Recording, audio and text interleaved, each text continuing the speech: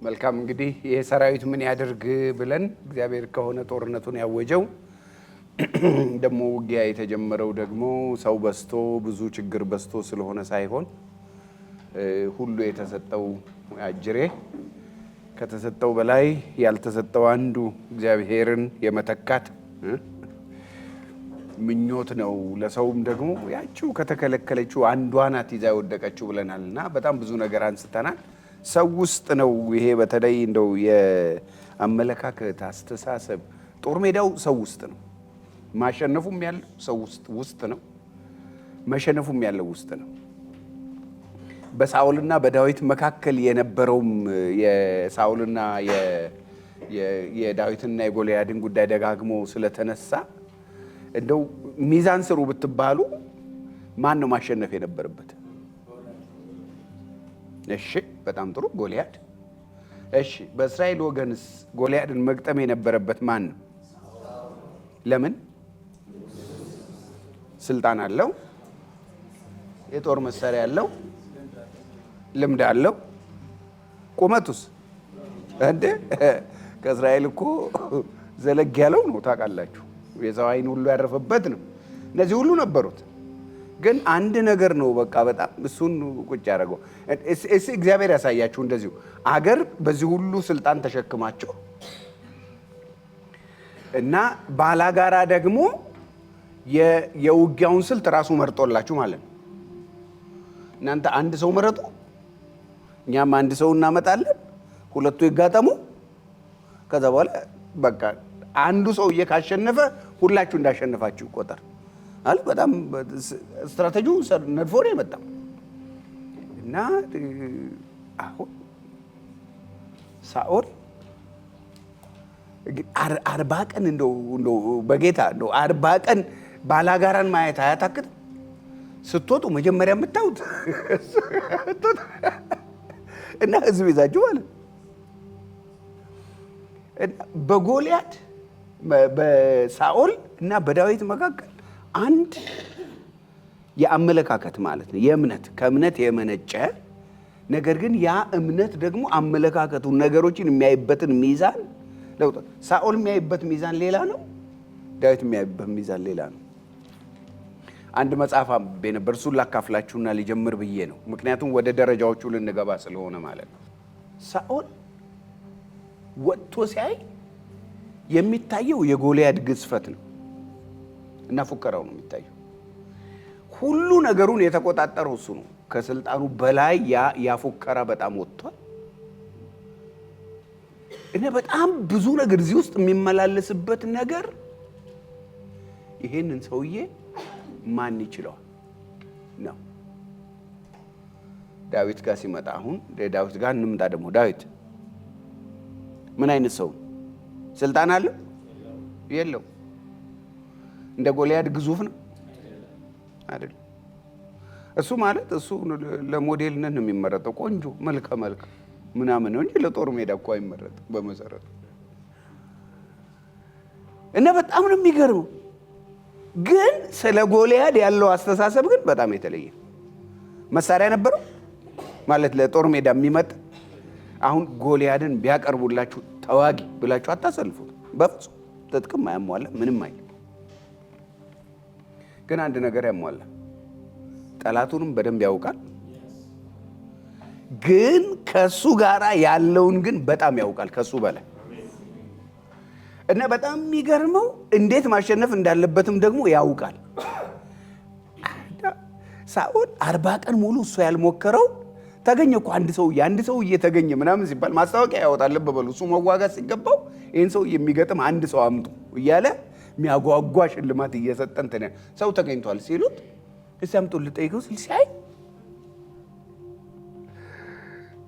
የሚገርመው ነገር እሱ ነው። በጣም የክፉን ስትራቴጂ ይሁት በጣም በመጀመሪያ በወንድሞቹ ሞከረ፣ አልተሳካለትም። ከዛ በኋላ በንጉሱ በኩል መጣና መጨረሻ ላይ ነገረው። ለሱም ልኩን ነገረው። ውስጡ ያለውን ያሸናፊነቱን ያንን መንፈስ ያንን አመለካከት ዘረገፈበትና ከዛ በኋላ በልሽ እንግዲያው መቼስ ማለት ትንሽ አስተዋጽኦ ሊያደርግ ማለት ነው አለበሰው የጦር ትጥቁን። ለሱ ያልጠቀመው አሁን ለዳዊት ይጠቅማል። እና ትህትናው በጣም ነው የሚገርመኝ። የዳዊት ትህትና እሺ ብሎ አረ አይ ጌታዬ ይሄንን ነገር አላውቀውም አልሞከርኩትም እና ከኔ ጋር አብሮ አይሄድም አለው ለቃረ። ከዛ ግን መሳሪያ አለኛል። መሳሪያው የሚገርማቸው ነገር መሳሪያው እኮ የሌላ ማጥቂያ ወንጭፍ ነው። እና ዳዊት ያሸነፈው በጦር መሳሪያ ብዛት ወይም ባለው ስልጣን ወይም በምናምን አይደለም። ሁለት ነገር ስለ አምላኩ ባለው ዕውቀት፣ የተፈተነ ዕውቀት ማለት የት የፈተነው ብላችሁትል ጦር ሜዳ አይደለም የፈተነው፣ እዛ በጎቹን በሚጠብቅበት ጊዜ እግዚአብሔር ካለማመደን ነገር ውጭ ፈልጎ አያውቅም። እሱ እንዳትረሱ። ምክንያቱም ደረጃዎች ውስጥ ልንገባ ሲሆን ደረጃዎቹ ሲነገር ሰው ይፈራል። እግዚአብሔር አሁን መጠቀም የሚፈልገው እናንተ ጋር ያለውን ሌላ ነገር እንዳትጠብቁ። አሁን እነዚህ እይታዎቻችንን የሚያሰፉ ለካ እንዲህም ነው የሚለውን ነገር እንድናሰፋ ነው እንጂ ተዋጊ የሚያደርጉን አይደሉም። የምንነግራችሁ ነገሮች ናችሁ። ነገር ግን ያላችሁን እወቁ ነው። ዳዊት ያለውን ያውቃል። ሌላ እንስጥ ሲል ምን ችግር የለበትም። አይ ካልሆነ አልሆነም። ግን አንድ ነገር ነበረው፣ አምላኩን ያውቃል፣ ደግሞ ጠላቱንም ያውቃል። እሱ ብቻ አይደለም፣ በእጁ ያለውን መሳሪያ በደንብ ያውቀዋል። የዳዊት ትልቁ ነገር እሱ ነው። አሁን ግን ስለ ጠላቱ ያለው አመለካከት ግን ከድፍን እስራኤል ከንጉሱም ጭምር ይለያል። እስራኤልና ንጉሱ በአንድነት ብቅ ሲል ያን የሚያክል ሰውዬ ይህን ሰውዬ ማን ይችለዋል ይላሉ። የኔ ሀገር ሰዎች ማለት ነው። የኔ የተወለድኩበት አካባቢ ያሉት የሰማይ ስባሪ ይላሉ። ትልቅ ሰው ሲያዩ ይህን የሰማይ ስባሪ የሚያክል ሰው ማን ይችለዋል ይላሉ። እንትን ጠብም ሲገጥም ነው። እና ትልቅ ሰው ነው፣ ማን ይችለዋል? ድፍን እስራኤል ሳኦልን ጨምሮ ይህንን ሰውዬ ማን ይችላል ነው የሚለው። አስተሳሰብ ነው። ልብ በሉ፣ ማን ይችላል? ዳዊት ጋር ስትመጡ ግን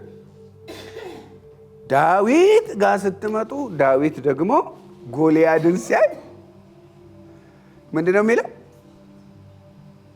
ወንጭፍ ነው ያለው፣ ትንሽ ልጅ ነው፣ እዛ ጋር ነው የሚቆመው። እናስቡ። ዳዊት ግን ምንድን ነው የሚለው? ይሄንን ሰውዬ ማን ይስተዋል? ወንጭፍ ነው። ይሄንን የሚያክልማ መሳት አይቻልም። ግንብ ማለት አመለካከት እኮ ነው። ማን ይችለዋል? ማን ይስተዋል? ይሄንንማ ማን ይስተዋል? የሚገርማችሁ ይችኛዋን እሱ ያውቃል፣ ጌታ ያውቃል። የቷጋ እንደምትገባ ድንጋዋ እሱን እግዚአብሔርን ይታመነዋል። ግን ውስጡ ያለውን ነገር ስታዩ ይሄን የሚያክል ሰውዬማ ማን ይስተዋል ነው። ስለዚህ ያቺ ጠጠር ሄዳን ይወጣል። ብዙ ጊዜ እጃችሁ ያለውን ነገር ተጠቀሙበት። እጃችሁ ያለው ነገር ለዓላማ ነው እግዚአብሔር ያስቀመጠው። ያቺ አንድ ወንጭፍ እስራኤልን ለመታደግ ብቁ ነበረች። ግን በማን ውስጥ ሰርቶ? በዳዊት ስለ ጠላቱ ስለ አምላኩ እጁ ስላለው መሳሪያ ባለ አስተሳሰብ። የሚቀርባችሁ እጃችሁ ያለውን ነገር ስትወነጭፉ ጠላታችሁ እጅ ያለ መሳሪያ ለጠላታችሁ ለራሱ መጥፊያ ይሆን። እሱ ነው ይሆን። በራሱ ሰይፍ አይደል ያጠናቀቀው? ትዝ ይላችኋል አይደል? ያችን ለመጣል ከተጠቀመበት በኋላ ለማሰናበት የራሱን ሰይፍ ነው የተጠቀመው። ስለዚህ ብዙ ግርግር አይደለም የሚያስፈልገው፣ ያለንን ማወቅ ነው ዋነኛው። አምላካችንን ማወቃችን። ያኛው በሚመጣበት መጣ፣ ዳዊትም ደግሞ በሚያውቀው መጣ። ያ ትልቅ አስተሳሰብ ስለነበር ተነዘረ መጣ። ስለዚህ ብዙ ጊዜ ይህን ትምህርት ስናት አንዳንድ ሰው ተስፋ ይቆርጣል። እንደዚህ የተደራጀ ጠላት ነው፣ እንደዚህ አይነት ነው የምንገጥመው፣ ታዲያ ምን ዋጋ አለ? ኧረ ዋጋ አላችሁ። እና ቅድም የተዘመረው መዝሙር ደስ ብሎ እስከ ዛሬ ምንም ያላወቀ ሰውም እኮ አናቱን እየፈረከሰ ኖሯል። ግን ከዚህ በላይ ደግሞ ትጥቃችንን ብናሳምር ደግሞ ድላችን የት እንደሚደርስ ነው የምናስበው። ስለዚህ ይሄን ትምህርት ለመበርቻ እንጂ ተስፋ ለመቁረጫ እንዳይሆን አደራላቸዋለሁ። እንጸልይና እንቀጥል። ቅዱሱ ሆይ ይሄ ጊዜያችን በአንተ የተባረከ፣ አንተ ወደምትፈልገው እልፍ የምንልበት፣ ሐሳብህን የምንካፈልበት፣ እግዚአብሔር መንፈስ በነፃነት እንዲሰራ ያንን ጸጋ የምንካፈልበት ጸጋ በነፃነት የሚሰራበት እንጂ አንድም ሰው ተስፋ የሚቆርጥበት እንዳይሆን በጌታ በኢየሱስ ክርስቶስ ስም በዚህ ወቅት እንኳን በተስፋ ማስቆረጥ መሳሪያ ሊያስጥል የሚሮጠው የክፉ ኃይል የታሰረ ይሁን። ክብር ላንተ ይሁን። መንፈስ በነፃነት ይስራ። የኛም ልብ ላንተ ይገዛል። ፍሰስ የክብር መንፈስ፣ ግዛ የክብር መንፈስ፣ አስተምር የክብር መንፈስ፣ ብርሃንህን አብራ የክብር መንፈስ። ካላንተ የቆምኩትም የተቀመጥነውም ምንም ማድረግ አንችልም። በአንተ ግን ሁሉን እንችላለን። የሰማይ አምላክ እግዚአብሔር ሆይ በጨለማው ላይ ብርሃን ይብራ። እግዚአብሔር ሆይ አቅም ባጣው ላይ አቅም ይገለጥ። በደካማው ላይ ብርታት ይገለጥ። በኃያላኑ ላይ ሰይፍህ ይወናጨፍ። የሰማይ አምላክ እግዚአብሔር ሆይ አንተ በግርማ ተመላለስ። ሐሳብህን አጫውተን። ባጫወትከንም ጊዜ ተረድተን ካንተ ጋር ለመትመም እግዚአብሔር ሆይ ያንተ እሺ ባይ ሰራዊቶች አድርገን በክርስቶስ ኢየሱስ ስም አሜን አሜን።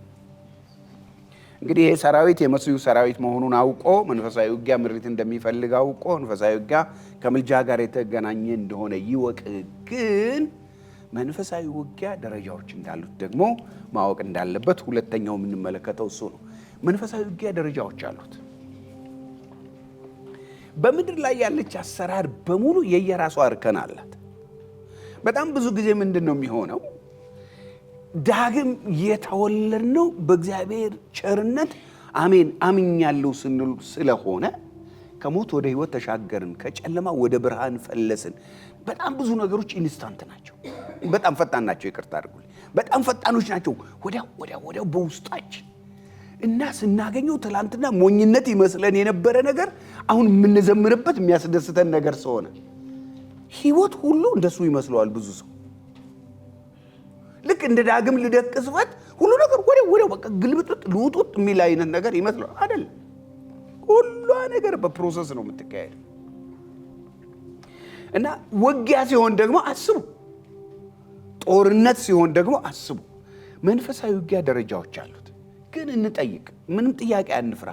ደረጃው ለምንድን ነው የሚያስፈልገው? ምን ያደርጋል? ደረጃ ለምን ያስፈልጋል? አጋንንት ነው፣ ጌታ ነው፣ መጥረግ ነው እንጂ ምን ይመስላችኋል? ለምን አስፈለገ? እስቲ አንድ ሁለት ሰው ሶስት ሰው ቅጣ እንዳላደላ እዚህ ያለን ሁለት ሶስት ሰው ከዚህ ለምን ያስፈልጋል? የመንፈሳዊ ውጊያ ደረጃ አለ ብሎ አስቦ በሱ ነገር መነጋገር ለምን ያስፈልጋል ትላላችሁ? እሺ ቀድማ ስላወጣች በዚህ በኩል ሊያመልጣችሁ ነው። እሺ እጅ ነበር። በጣም ጥሩ። እሺ ሰማችሁ አይደል? አየር ኃይል የሚዋጋውን እግረኛ ሊዋጋ አይችልም። ምን ልዩነት አላቸው? በትንሹ የምን ልዩነት አለ? በቀላሉ በኋላ እንመጣበል። አንድነትና ልዩነታቸው ጋር በሁለተኛው ላይ እንመጣለን። የስልጣን የመሳሪያ እሺ፣ አንቺ ሱኖ ተናገር የነበረው እሺ፣ የስልጣን ተዋረዳል። እሺ፣ በጣም ጥሩ። የስፍራ አስቡት። ቆይ ከመሬት ሆናችሁ ማየትና ከፍ ብላችሁ ማየት፣ እሱ ማየት ከፈለጋችሁ አንድ ፎቅ ላይ ውጡ ሂዱና በኋላ ከዛ እይታችሁን ይት በእይታ እንኳን ልዩነት አለ። በፍጥነትስ ልዩነት የለም። በደንብ ነው ያለው እኮ በጣም ብዙ ጊዜ መሬት ፊት ለፊት ፍጥጥ ያለው ነገር ደረጃ ካስፈለገው የማይታየውስ አሁን እሱ ነው አሰብ። ለምን አዘሽ በዚህ በኩል ያላችሁ ለምን ያስፈልጋል ተላላይ ወይስ ተመሳሳይ ነው ከነሱ ጋር? እሺ እንግባበት። የመጀመሪያው ለምንድን ነው የሚያስፈልገው ደረጃው ብለን ስንል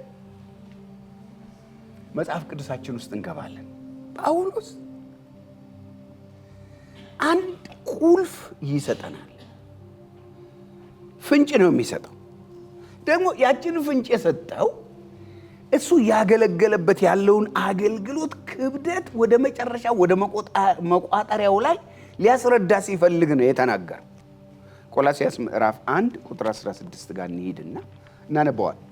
በጣም ብዙ ጊዜ መጽሐፍ ቅዱስን ስናነብ እያንዳንዲቷ ነገር በዓላማ እንደተጻፈች ማሰብ በጣም ጥሩ ነው የሚሆን። ቁጥር 16 ከቁጥር 15 ጋር ተያይዞ ስላለ አንድ ላይ እናነበው።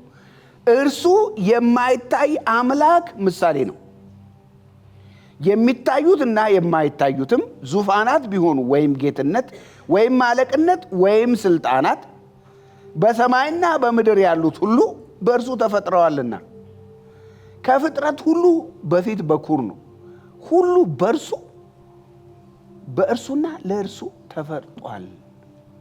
እርሱም ከሁሉ በፊት ነው ይላል። ምን አስተዋላችሁ? እዚህ ክፍል ላይ ደረጃ አለ።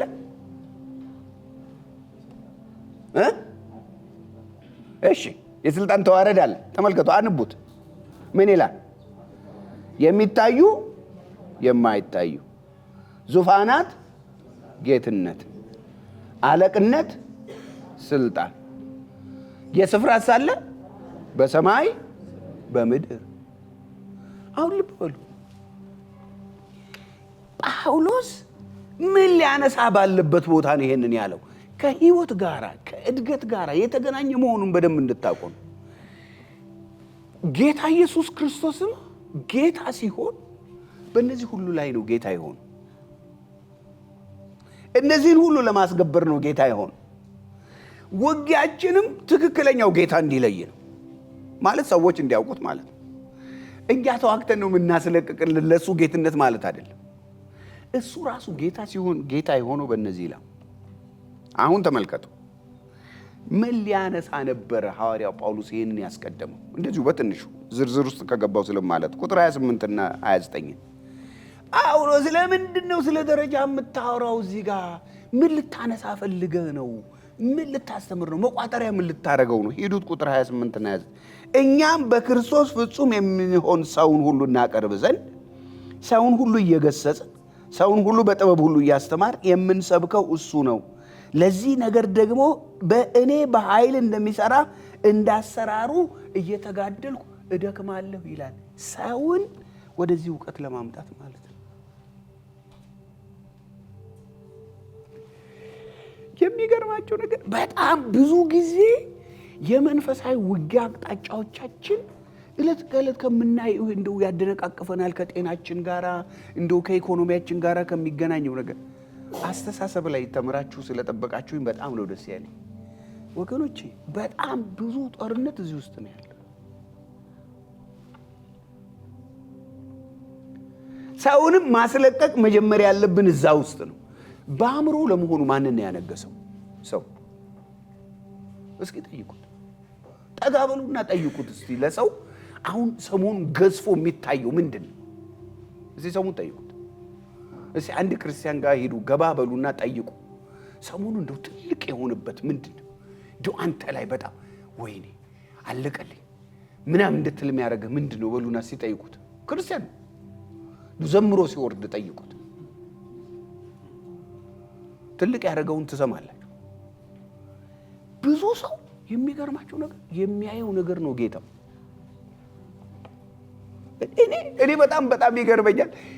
ያመነው ትውልድ ይሄን ማልፍበትን ነገር ያመጣ ከማልፍበት ነገር በላይ ገዢ አለ ብሎ የሚያስብ ካልሆነ ገዢው አጋንንት የሆነ ሰውዬ እንዴት ይጨንቀው? እኔ በጣም መደነግጠው ክርስቲያኑ ጋር በአእምሮ ውስጥ ማንን ነው ጌታ ያደረገው ብዬ ሳስብ ወደነግጣለሁ። ወደ ሌላ ወደ ዘሩ ወደ ምናምን ከገባችሁማ ነገሩ ይሰፋል። በጣም መውጫ የለው። ጳውሎስ እሱ ነው የሚለው።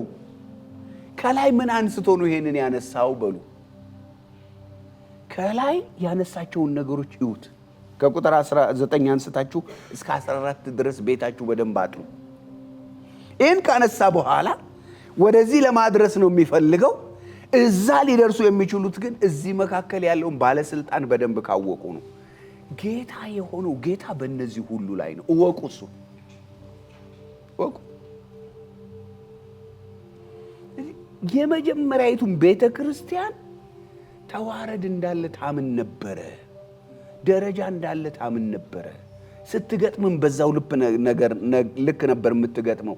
ሰውም ስታስተምር በዛው ልክ ነበር የምታስተምረው። ስለዚህ አንድ ነገር እናስተምር። ቤተ ክርስቲያን የዚህን የመንፈሳዊ ውጊያ የስልጣን ተዋረድ በትክክል ለህዝቧ ብታስተምር፣ ሰው በትክክል በአእምሮው ደግሞ በልቡ ያመነውን ጌታ ያውቃል። ሐሳብ ቢመጣ ወዲያው ያሸንፋል። ለምሳሌ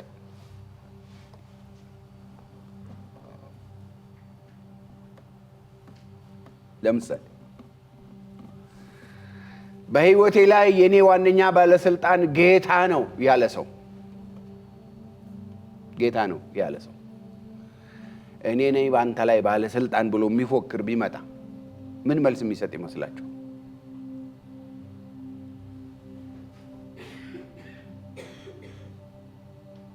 ምን መልስ የሚሰጥ ይመስላችሁ? የመንግስትን ስልጣን ተጠቅሞ ሊሆን ይችላል። የገንዘብን ስልጣን ተጠቅሞ ሊሆን ይችላል።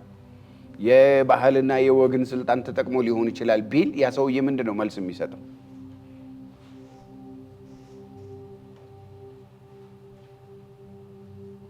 ጥሩ ነው፣ ዝም አላችሁ። እያንዳንዱ ሰው በግሉ ነው የሚመልሰው። ይሄን በግል ነው መልስ የሚሰጠው።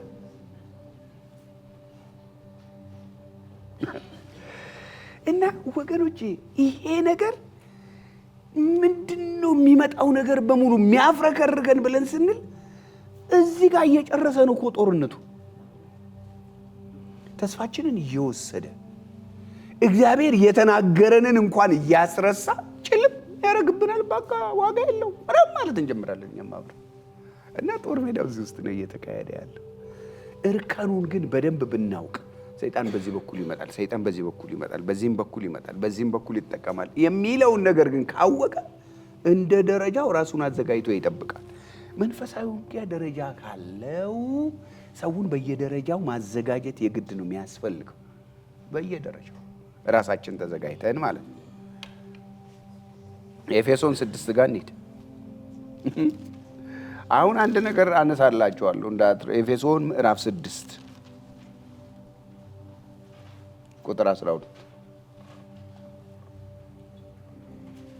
ቁጥር 12 አሁን ይችን ስሙ። መጋደላችን ከደምና አይደለም። እሺ ከነማ ጋር ነው? እንግዲህ ይኸውላችሁ የጎንዮሽ ቡጢ አያዋጣም ነው። ተውት፣ እሱ አያዋጣም። አሁን አንድ ሰው መጥቶ ባህልን ተገና አድርጎ ሊሆን ይችላል፣ ምናምን አድርጎ ሊሆን ይችላል። ሲመጣ ከሰውየው አይናችሁን አንሱ፣ ከጀርባው የሚሰሩት ላይ ስሩ። አሁን በጣም ብዙ ጊዜ ሰዎችንና በሰዎች የሚሰራውን አናውቀው፣ አንለይም። በጣም ብዙ ጊዜ ከሚሰራባቸው ጋር ሰዎቹ ነው የምንጨፈጭፈው። ደግሞ ቡጤ አናቅበትም። እኛ ድቅቅ ያደረጉን፣ እነሱ ደግሞ ቡጤዋን ያቁባታል። የቱ ጋር እንደሚማታ ያውቃሉ በቡጤ። ይኸው ክርስቲያኖች አይደላችሁ? እጃችሁ እኮ በቃ ስለተሰጠ ቡጤ አይችልም። የሚችሉ ሰዎች አይጠፉም። እንደኔ እንደ ድሮ ሰፈር እንደ ቄራ ከሆናችሁ አታጡም። አንዳንድ ነገር ግን ክርስቲያኖች ከሆናችሁ ቡጤ በጣም ያቁባ አትችሏቸው። በቡጤ አይቻልም። የሚያዋጣ መሳሪያ አለ፣ አሰላለፋቸውን ማወቅ። ውጊያችን ከደምና ከስጋ ጋር አይደለምና፣ ስሙ አሁን ከአለቆች ከስልጣናት ከዚህም ከጨለማ ዓለም ገዦች ጋር። አሁን በጣም ብዙውን ሰው የምታሳስተው ይችኛዋ ነች። ቀጥሎ ያለችውን አንቧት። በሰማያዊም ስፍራ ካለ ከክፋት መንፈሳውያን ሰራዊት ጋር ነው እንጂ። አሁን ተመልከቱ። አንዳንዱ ሰው ሰራዊቱን በሚገጥምበት መሳሪያ ባለስልጣኑን መግጠም ይሞክራል። አይሆን። አሁን አንድ ነገር ላሳያችሁ። በጣም የምታሳስተን ሰማያዊ ስፍራ የት ነው? ሰማያዊ ስፍራ በኤፌሶን መጽሐፍ በሰማያዊ ስፍራ ነው ያሉት ይላል። እነማን ናቸው? የክፋት መንፈሳዊ ቤት ያሉ። እሺ እናንተ ተሰውራችሁ በክርስቶስ ያላችሁት የት ነው? እግዚአብሔር አብ ያለው የት ነው? ኢየሱስ ያለው የት ነው? ምን ያደርጋሉ ታዲያ እነዚህ ይዘው? በጣም ብዙ ሰው ይምታታበት። ባጭር ቃል ምን ማለት መሰላችሁ? አንተ ባለህበት ሁሉ ያ ባላጋራ አለ። ገና ተጠናቆ ወደዛኛው ወደ ዘላለሙ አልገባህም። ሰልፍ ላይ ነህ፣ ሜዳ ላይ ነህ። ከጦር አዝማቼ ጋር አለው ካልክ ያኛውም አለ እንዳትረሱ። በጣም የሚገርማችሁ ኤፌሶን መጽሐፍ እኔ በክርስቶስ ተሰውሬያለሁ የሚለው ሰማያዊ ስፍራ ያስቀምጥላችሁና ባላጋራህም እዛው አለ ብሎ ቁጭ አለ። ምሳሌ ላሳያችሁ።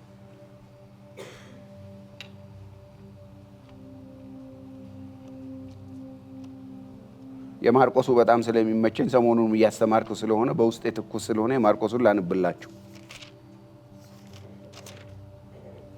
ማርቆስ ምዕራፍ 8 ጋር ሂዱ።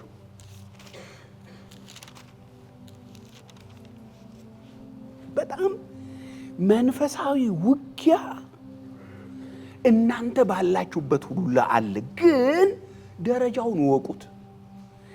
የሚጠቀምባቸውንና ያንን ዋነኛውን ሰራተኛ ለዩት። የሚጠቀምባቸውን እንዴት አድርጋችሁ የምትገስጹ? ልብ በሉ። ጳውሎስ ይህንን ደረጃ የምንናገረው እኮ ሰውን ሁሉ በሁሉ ነገር ዝግጁ ለማድረግ ነው። መገሰጽ የሚገባውን ለመገሰጽ፣ ማስተማር የሚገባውን ለማስተማር። ይሄ ነው ስራችን። አንዳንዱ ተግሳጽ ነው የሚያስፈልገው ከጀርባው ሆኖ የሚሰራበትን ለማወቅ። ደረጃውን ስታውቀው የምትጠቀመውን መሳሪያ ትለያለህ። አሁን ልብ በሉ። ኢየሱስ ክርስቶስ ጋር ልውሰዳችሁና ደቀ መዛሙርቶቹ አስቸገሩ። ከደቀ መዛሙርቶቹ መካከል ደግሞ ዋነኛው አስቸጋሪ ደግሞ ያው ታውቃላችሁ ማን ነው? ወንድማችን ጴጥሮስ ነው። ማርቆስ ወንጌል 8 ላይ ማለት ጠቃሚው ነው አስቸጋሪም ነው ጴጥሮስ ታውቃላችሁ። ግን መቼም ያው ለኛ ትምህርት አድርጎታል። ጌታችን ኢየሱስ ክርስቶስ በየደረጃው ያዘጋጃቸው ነው የመጣው። ከፍ ብላችሁ ምዕራፍ 8 ላይ ከዚያ አሁን ከመነበው ከቁጥር 31 በኋላ ያለውን ነገር ነው የምናነሳው። አሁን ከላይ አንድ ነገር አንስቷል። አንድ አይነ ስውር አመጣና ጌታ ምን ያደረገው ነው የሚለው አይኑን ዳሰሰው አይደል? ከዛ በኋላ ምን አለ? ምን ይታያል ሲለው ምን አለ? መጀመሪያ ሲነካው ሰው እንደዛ ቆይ አለገና ድጋሚ ነካው። አሁን ሲለው ጥርት አድርጓል። አሁን እጅን ካነሳ በኋላ ነው ልብ በሉ ድጋሚ ንኬት ያስፈልጋል የምትለዋን ነገር ካስተማረ በኋላ ከደቀ መዛሙርቱ ጋር ለብቻው ንግግር ጀመረ እና ጴጥሮስ ጠየቀ ጌታ ኢየሱስ ለመሆኑ እንደው ሰው ሁሉ ስለኔ ምን ይላል አላቸው። እንደዚህ ነው ይሉሃል አሉና ማህበረሰቡ የሚናገረውን ተናገሩና ሲጨርሱ እናንተስ አለ። ወንድማችን ጴጥሮስ ቶሎ አለና አንተ የእግዚአብሔር ልጅ ነህ፣ ይሄ የእግዚአብሔር ልጅ ነህ። ማቴዎስ እንደዘገበው ስታዩ የማቴዎስ ማብራሪያ ሰጥቷል። ማርቆስ ጋር ያለውን ስሙ። እናንተስ እኔ ማን እንደሆንኩ ትላላችሁ ብሎ ጠየቃቸው። ጴጥሮስም አንተ ክርስቶስ ነህ የተቀባው መሲህ አለ።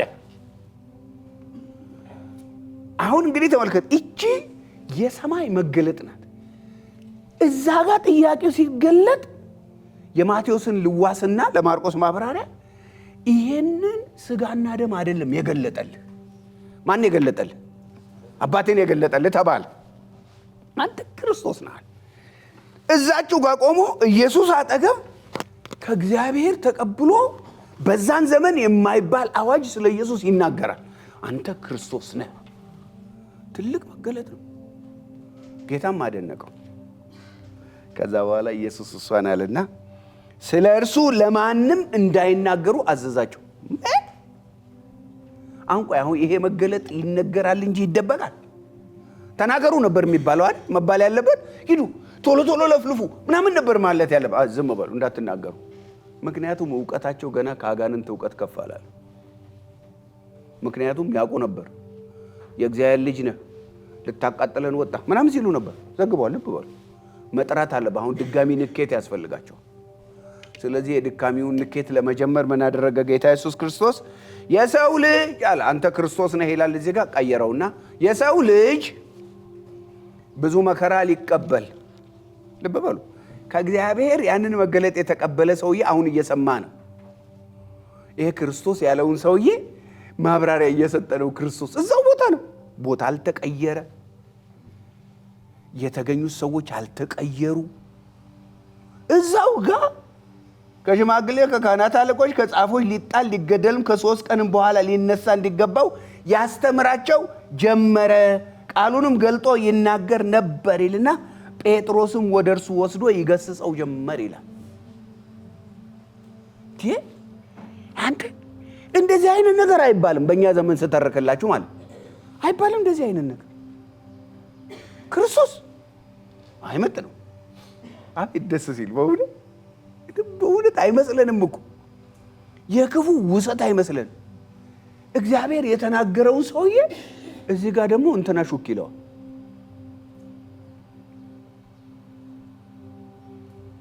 ጳውሎስ በደንብ አስተውሎታል።